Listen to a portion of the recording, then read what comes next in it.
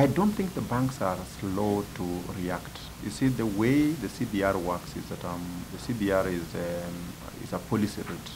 I would say it's a signal to the market, and the market then follows the move by the CBR. So what happens then is that when the CBR goes down and the market responds positively, then the rates in the market go down. So banks are able to pick deposits cheaper. So it's by picking cheaper deposits that then banks are able to on-lend the same funds to the borrower at a lower rate.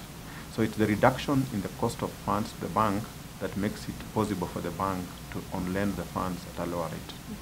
So if the market does not react to the CBR signal, then the banks will not be able to reduce their lending rate. And you see, it takes a bit of time for the market to react and for the banks to feel that signal. So the cost of funds up to now is now that banks are beginning to feel the impact of that. So it's after the cost of funds have come down that banks will be able to transfer the same. However, you must have seen with the first reduction, when it came down from 18 to 16.5%, a number of banks announced a reduction immediately. And that may look like a contradiction from what I've just said. But the truth is that given that you know that the rates are going to come down, as a bank, I can make a competitive move and decide to reduce my rates even before my cost of funds comes down.